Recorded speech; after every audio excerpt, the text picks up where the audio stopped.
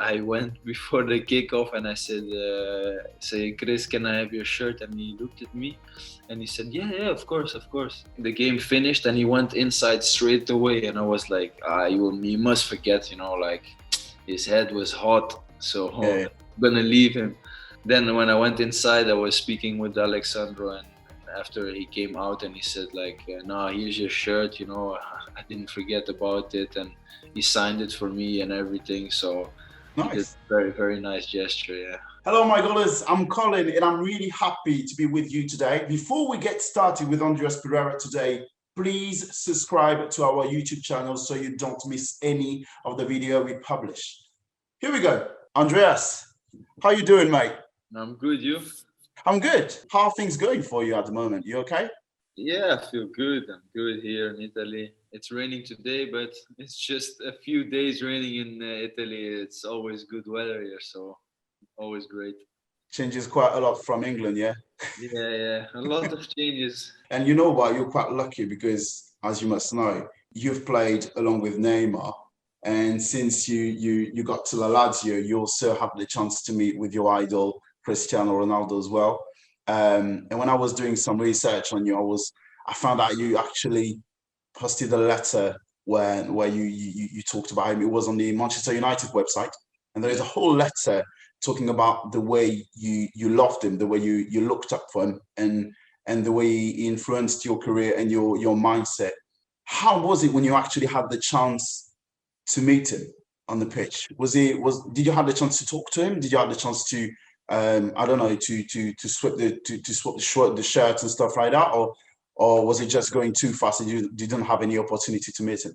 Oh, obviously, like you said, I was like, I went to United because I was passionate about him and the way Mm. he plays, and then when I played against him this season again, it was like when I saw him in the tunnel. You see he's so tall, and you just look the whole game at him, what he's gonna do, like his movements, Yeah.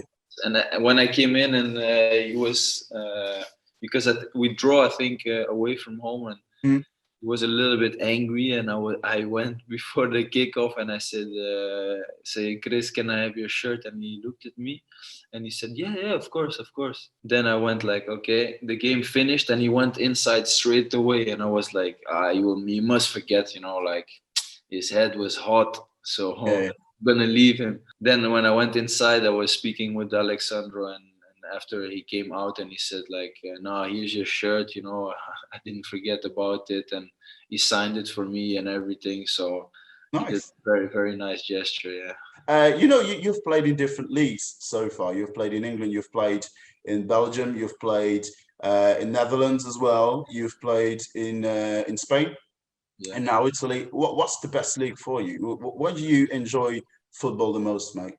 I think they're all top leagues, but in England it's very physical. As you watch it, it's always like a lot of goals, a lot of counterattacks, and always people smashing each other, and it's very physical. And as you see, I'm not that physical, so uh, but I love to play in England, but in Spain it's more my style of football. It's like more technical, more like quick thinking, and this Mm. kind of football. Well, you know what? Before the interview, I was working on your story. I was working to be well documented on your story and to know everything about you. And I found out that you were actually the very first Brazilian player to play for Brazil, but not being born there. That's quite fascinating to me.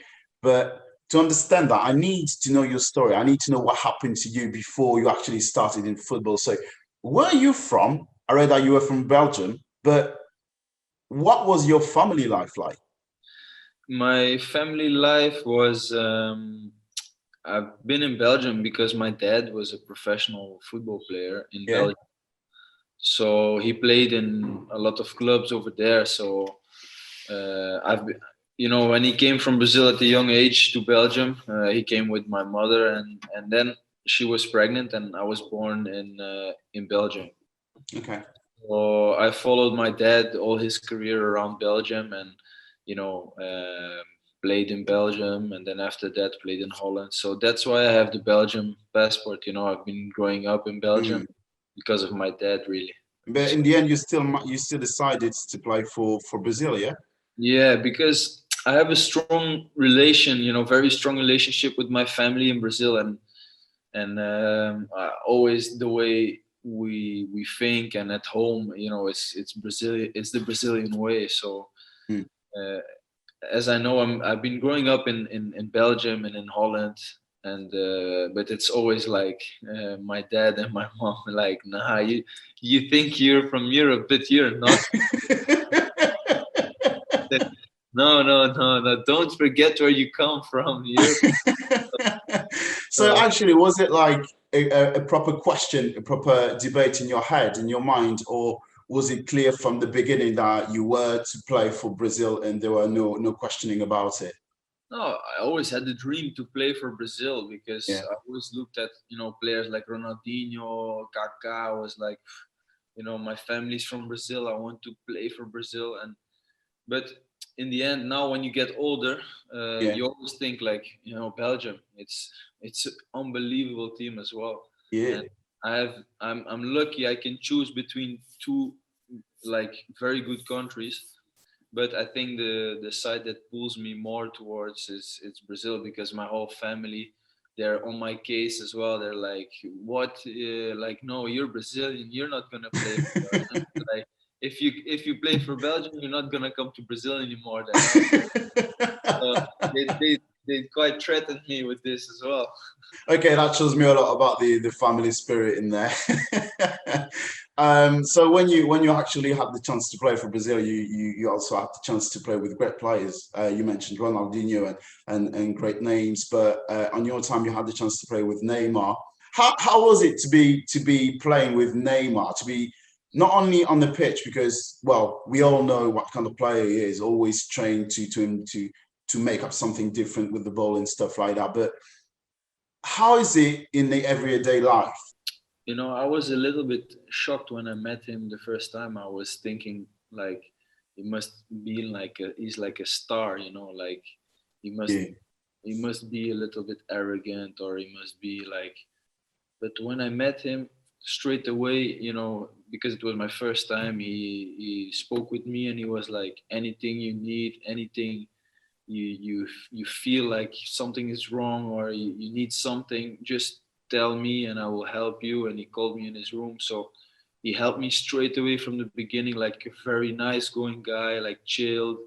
He don't really care what the people say about him around, like, and he's Mm. just on his own, like vibes, good vibes, like he's calm. So the image that everybody has from him, like, or might think like, he might be arrogant, or he's like the total opposite of that. Like, he's very chilled, he's very calm, and very good guy. And that's what surprised me mostly. Mm. Apart from that, like a few training sessions, that is surprised me even more how good he is. But it's everybody knows he's an unbelievable player, but in training he does stuff that, like, in games, it's crazy. It's like when he dribbles the whole team and he scores, and everybody's looking at each other like, what did he just do now, man? It's crazy. You've been in Italy for a few months now. How does it feel for you? Is that the place you expected it to be? Is it even better? Is it a place where you would like to stay a bit longer? How do you see your situation at the moment, mate? When I came here, to be fair, my expectations were like, I know the league, it's a difficult league to play. They're very, tactical, and it's a nice league. I would love to play here for more years, and to play here in Lazio for more years. And it will depend really on what they say with United, and what United want to decide as well. So we'll see. You still consider that you're a Manchester United player? Yeah, yeah, I still consider. I have still contract with them, and United for me is always been my home since I was 16 years old. I was there, so Yeah. I still speak with the people there, and they tell me how is everything, and you're still part of the family. If you need anything, just let us know. In the end, United will always be my home. Speaking about Manchester United and players going to Italy, there were a player you used to play along when you were in Manchester United. It's Romelu Lukaku. When you saw him at Manchester United and then you actually saw him here in Italy, did you notice any difference in his style of play or? It's difficult to say, because at United we all know what kind of player he was. That he was unbelievable player, and we know that what he's doing now in Italy, we knew he could do it. But to play in different clubs, it's difficult. Like at United, playing at number 9 position, it's a lot of pressure, and sometimes it doesn't work out. It's football, it's human beings. It can always happen. In some places you play unbelievably well, and in some not. So what he's doing here in Italy, a lot of people say like, I'm surprised he's doing it. Like us players from United, we know he could do this. He did this in training. Like, he's an unreal finisher. He's so strong. He's clever. So here in Italy, he just like he's bossing it. So even when I speak with him, he's feeling good. So we all knew that Rome is a top player, and he just demonstrated it this year. Let's go back to you. You know what? I exactly remember the day you started with Manchester United because, as you must remember, it was against Tottenham, wasn't it? Yeah. Yeah, thank you for that. Let's not talk about the result. It was 3-0, but we don't need to talk about that. Let's talk about something more interesting. Let me know about you because you started in this team. It was not the best Manchester United period, but it was also still a big team with big names. How was it for a young player like you to come in this dressing room, to come in this team, and to start your young career? How was it? For me, it was, very, very special because this game, especially when I came on in this game, it was like the first 5 minutes, I was like, starstruck. I was like looking at the stadium. I was like, wow, like so many people from here. It looks so different. And I remember that at one point, Antonio Valencia told me that they gotta catch the ball, and I opened up and I was looking like to my left, and the pitch was on my right, and he said like, "Hey, Andy, wake up!" He's like, but it's amazing the feeling to be able, to be part of a squad like where you have Rooney playing, David was there, and when I was there from Persie, Schweinsteiger, Carrick, this kind of players, it's amazing. Was there one name that impressed you more than others, either doing training or doing games? Is there one player that was absolutely incredible to you? I remember the first training ever I did with the first team. It was, post goals. It was just, to be honest, I was like looking honest, like to Rooney. I was like, let me see if he's gonna do something special, and Nani, let me see his skills. Yeah. But when we started the training session and I saw like Giggs and Paul Scholes, they were on another level. They were like, Yeah. Paul Scholes was like, it was crazy. I never seen something like it. He didn't lose one ball. He smashed people. Like he was just like small, but he smashed the big guys. I was like looking at him. I was like, I want to be like him. I need to train like this guy. I'm gonna do the things that he does. But it's crazy. He's just too good.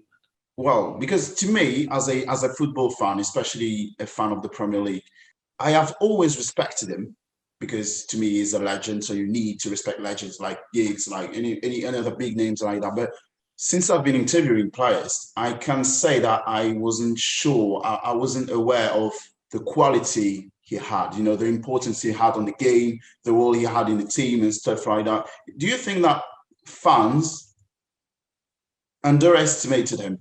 Yeah, I think the fans of United, they know because they see him on the pitch in Old Trafford. But for sure, the players, for example, and the fans from other teams that wouldn't play against him, you might look at him, he's a good player, but that's it. Yeah. Now, a lot of fans, even here, when I speak about him, and the players of Lazio ask me which player was so good, and I'm like, yeah, Paul Scholes was amazing, and they always say to me, no. Play Paul Scholes, you play with Yeah. Neymar, you play with Rooney, Van Persie. I Mm. was like, yeah, but Paul Scholes was the best. He's like, you cannot compare it. And they're like, no, man, you don't know football. I'm like, you play with him, man. They told you didn't know football. They say, yeah, you don't know football, man. I'm like, you just a United boy. That's why you see Paul Scholes. I'm like, nah, just put this. I just told him, and we were actually watching. We put it like Paul Scholes passing skills on YouTube, and we were just like 15 minutes, just like everybody's jaws drops, and we're like, yeah, now we're talking. Yeah. Okay, speaking of great names, I know you've got some friends in Manchester United. Speaking of, let me know if I'm making any mistake. But to me, you're quite close with Lingard, Jesse Lingard. He had a lot of criticism when he was in Manchester United. I bet you could hear it from where you were. Yeah, now he's just shining. He's shining at West Ham. Yeah.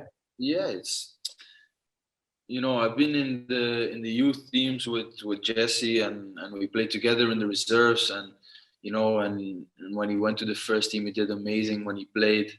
Yeah. But we all know Jesse is an unbelievable player, and he was not playing the last few seasons on a regular basis. And we all know that for a football player to do well, you need to play. You need to get the trust of the manager. You need to get the trust of the players, and play every game. So we knew that Jesse's a great player. So he's at West Ham. He's playing every game. He's doing great, and everybody's like now saying, "Oh, he's so amazing. He found himself." No, he's always been Jesse Lingard. He's always been this guy. He's always been happy. He's a good guy. We all know he had like some problems, and he had a difficult time, but as a player, he was always like a top player, and everybody knew that. But is it more complicated for a player to be at his best level, especially for young players to be at his best level when he's at Manchester United? Because taking your example, for instance, you now have more regular time on the pitch as well. Is that the reason of your leaving Manchester United? Was it your idea? Is that question of playing time that convinced you to move away? Yeah, because you want to be, get the trust of the players, the manager, that you're gonna play and be important for the team.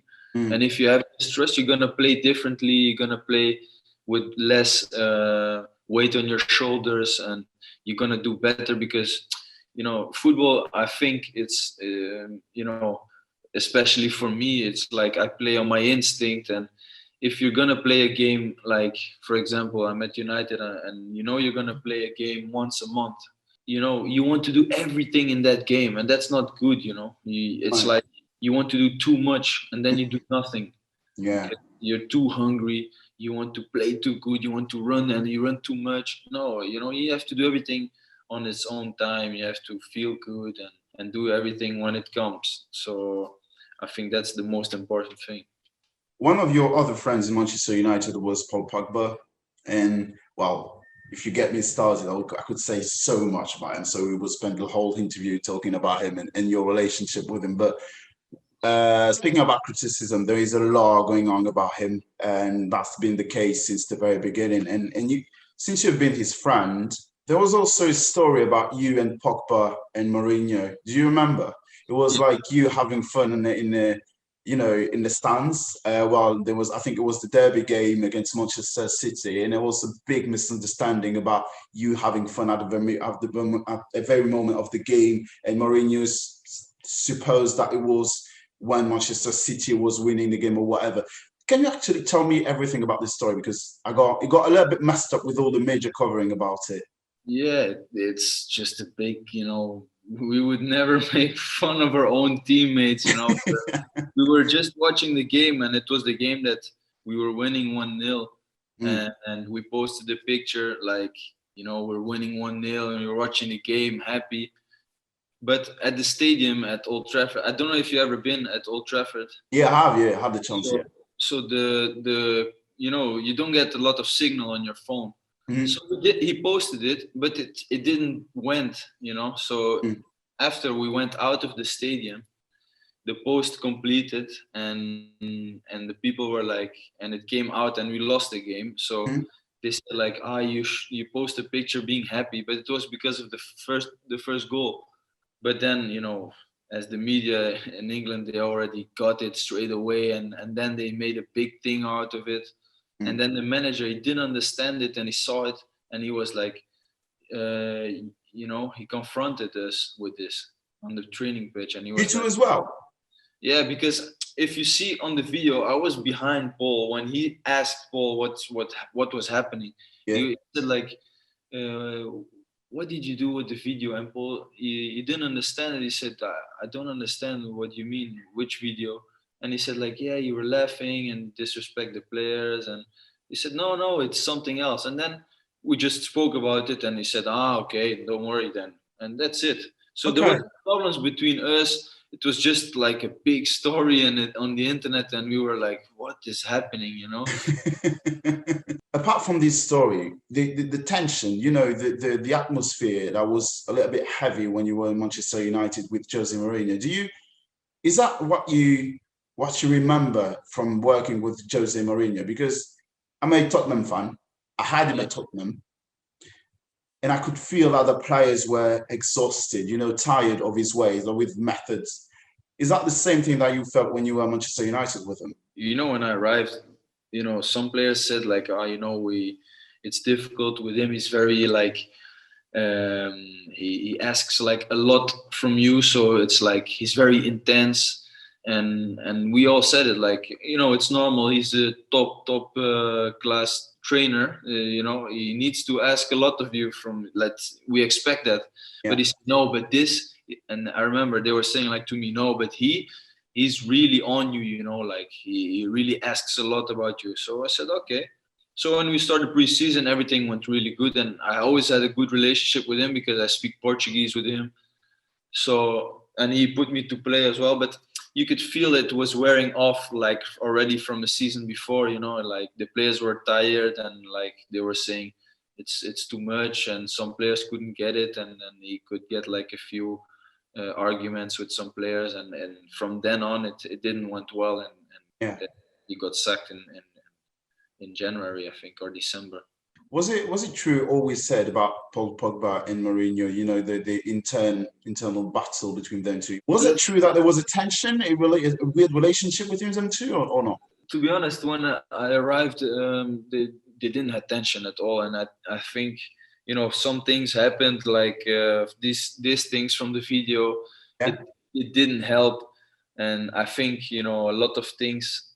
The media didn't help as well. The Mm. relationship. So I think it had everything to be good, but nobody really helped it instead of saying like, what, let's see a beautiful moment with Jose Mourinho and Paul, and just say the media, nothing happened, they love each other. Nobody anywhere said anything like that. Mm. So it was just like one hates each other, this one he said this, and we didn't get this all Yeah. these things like the hate between them. It was not intense like this. Like, You know what? Let's come back to you, and let's come back to one of the best, I think, memories of your career. Let's go back to 2019 Champions League, Paris Saint-Germain. I think now you have the setup really clearly in your in your mind. As I said, I'm a PSG fan as well, so be nice on it. Uh, at first, when you had the draw in the Champions League, and you learned that you were actually playing against PSG, how did the team take it, and how did you personally take it? we were in the training ground, I remember, and we were in front of the TV. Some guys were walking around, and we were like, "Oh, PSG." We were like, we were like, "Why we always get the toughest teams?" We're like, man. And then we were straight away like laughing about it and saying like to Luke Shaw, and I remember like, oh, you're gonna better defend good against them, but they're gonna kill you. And we're like, making jokes with each other, and it was always good fun, and we were very happy to play. And when we saw the first game, it went like that, and Paul get the red card, and we were like, it's done. It's So you, after the first game, you thought it was done. Like considering the scenario and considering Paul being sent off, the 2 goals conceded at home against this team of PSG, you thought it was done. Yeah, we were like after the game, we were like, it's done, man. It's Yeah. like we lost Paul. I think Anto, he was injured. He got injured, Marcel, and Hmm? we were like, Jesse got injured, and we were like, no, man, it's done, man. I was thinking like, now it's our chance, so we're gonna get a chance to play, so we better, show at Southampton that we're good, and then after we do good against them, at least we can play a game in the Champions League. Then we played against Southampton. We won the game, and the second leg, it was, you know, I don't know if you believe in miracles, but it was just crazy. It was like the manager already told us, what to do, and he made a plan, and he said we're gonna play like this. We changed our formation. We're gonna play like this. We're gonna wait for them. We're gonna score a goal in the first few minutes, and boom, we score a goal in the first few minutes. And when he said the whole plan, and during the game, we see that everything what he said is happening. Hmm. We were like looking to each other on the pitch, and like we were like, it's happening. Like we can go through. Like I'm actually starting to believe, and we're starting to believe in it. And when we scored a goal, the whole stadium went just quiet, and they start to feel the nerves as well. And that's when I think that we growed in the game, and we felt like when they scored a goal and we came in the dressing room, and he still like said, "No, calm down. Everything is still under control. We can do it." And then when the goal came, the penalty of Rashi, it was just amazing. Like the feeling I cannot describe. And after that, we went in the changing room, and when you see Sir Alex, I look at my right side, it's Sir Alex and everybody, like Paul, Pat was there, everybody was there, and we're just jumping around, and I could still now I get like goosebumps. It was the best night in my football career for sure. Do you think that, considering the fact that Ole told you everything that was going to happen, he told you what formation to play in, and he told you everything about the second leg, do you think that people underestimate him? Yeah, for sure. I think especially the time that the first, like you said, the first season, the second season when I was playing as well, he was underestimated and getting a lot of stick from the press and from the people saying, and now they all saying like he's an unbelievable coach, but is exactly the same guy. He trains the same way, and the players got to know how to play even better with him, and it's normal. Everybody gets more confidence, and you'll do your job better. Yeah. So he knows football, and with the assistants, Kieran and Carrick, they're top guys as well. So it's a very good stuff, and since the beginning, as players, we felt this, and sometimes the results don't come, but as you see now, they're doing great. They're gonna probably play the final of the Europa League again. Last year we were unlucky; we lost it against Yeah. Sevilla, but you know it's another final again. So hopefully they can take it this time, Mm. and second in the league as well. So it's been a great season, and of course, hopefully, it can still grow and keep growing like this. Yeah. Talking about people being underestimated, you know what? I haven't, even if I watch a lot of Manchester United games, I still can't have a proper opinion on Harry Maguire. He came there as the most expensive defender of the history, and people have been really harsh on him since the very beginning. Since you saw him at the training ground, you saw him doing games, you saw him in the dressing room.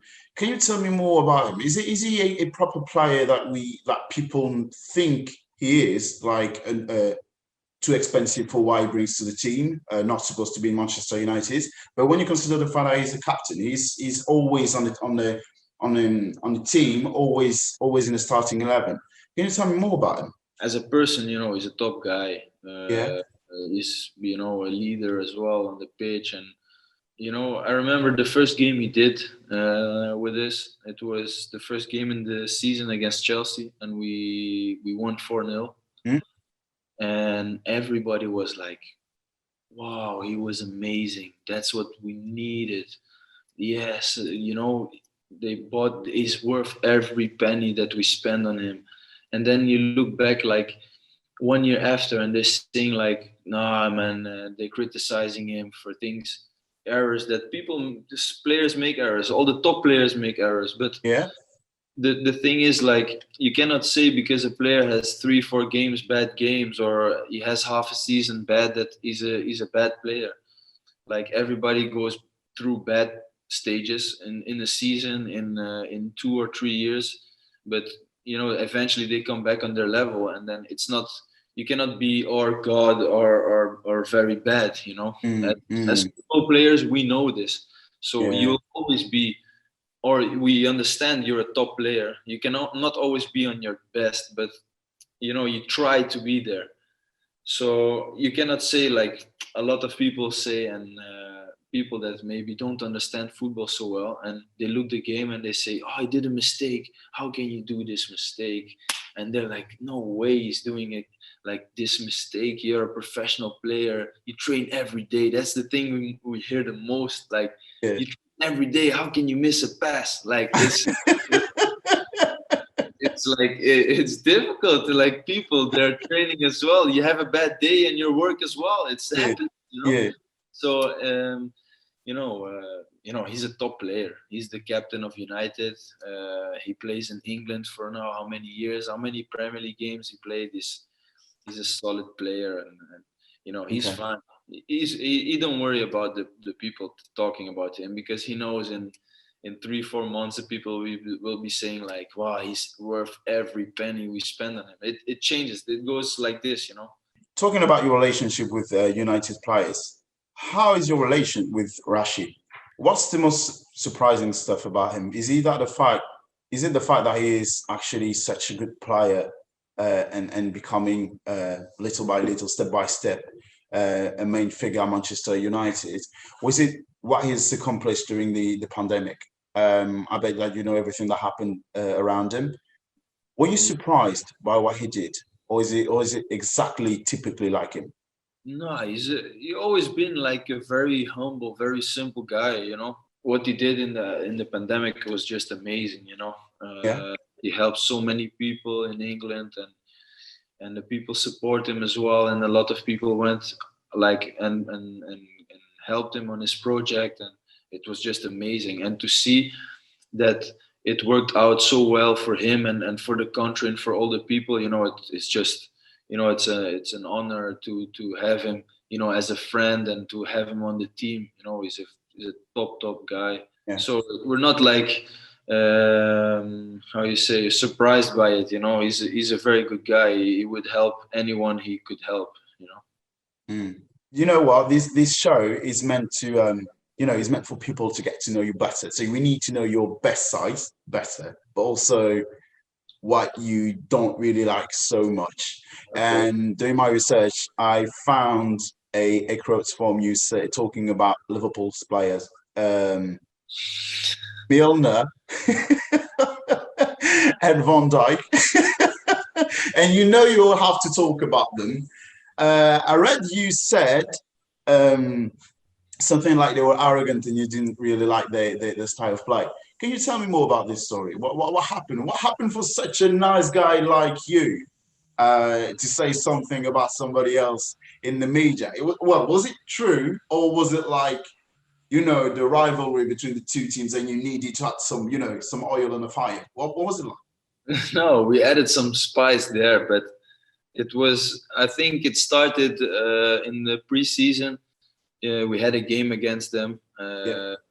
and I straight away clashed with Milner. Like, I don't know, he always goes like very hard in the 50-50s, and straight away I was like, he's a little bit dirty, him. Like, he was always like, make sure that he got a good kick on you, and as a attacking player you don't like it, Yeah. normal. Sure.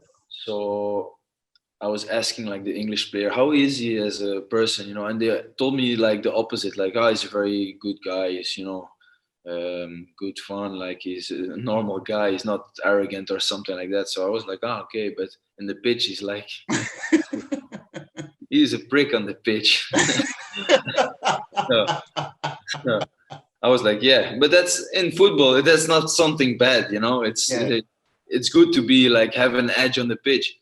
And with Van Dijk, I remember I said this because in the home game, my first game against Liverpool, there was a foul, and I tackled him, and it was something normal, and I wanted to get up, and every time I want to get up, he stepped like over me, like he's a big guy. So he stepped where I wanted to get up, so I couldn't get up like 2 or 3, 4 times. I was like, he's doing this on purpose, like what's his problem?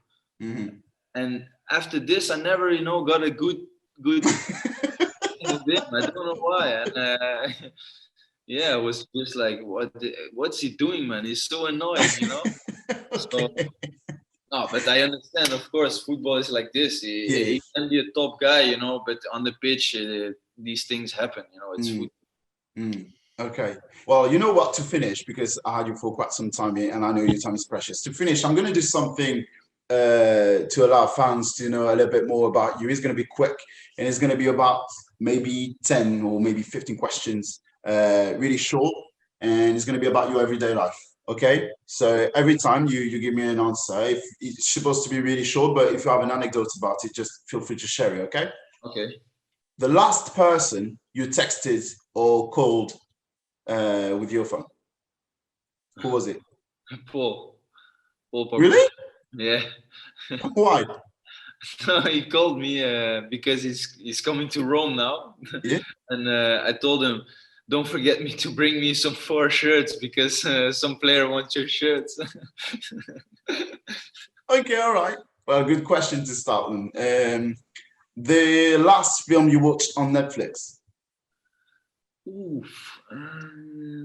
I watched the series. Does it count, the series? Yeah, it counts, yeah. I watched The Serpent.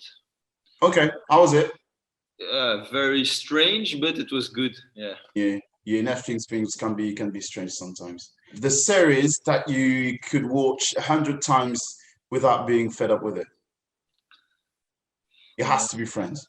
Friends, exactly. Yeah, you're my mate, man. Friends, it's like I can watch it. I can put it all day and just watch it. Yeah. Me too, mate. Yeah, you're my man. Okay, I love you, mate. The song you can listen to all day? I would say I could listen to Drake. Drake's songs are sick. Yeah? Yeah, I can. Actually, there is a song, the playlist Pablo of this. I can put it on. I can listen it all day long. Yeah, really? Yeah. Okay. I get in my mood is the music I listen before games, The show you can't miss every week, that you have to see it. It can be on TV, it can be on YouTube, it can be on the radio, whatever. It's Big Brother in Brazil. Yeah. There is Big Brother. Yeah. So I watch this. I cannot miss this. I watch it every day. The last film you actually enjoyed on Netflix? Pursuit of Happiness.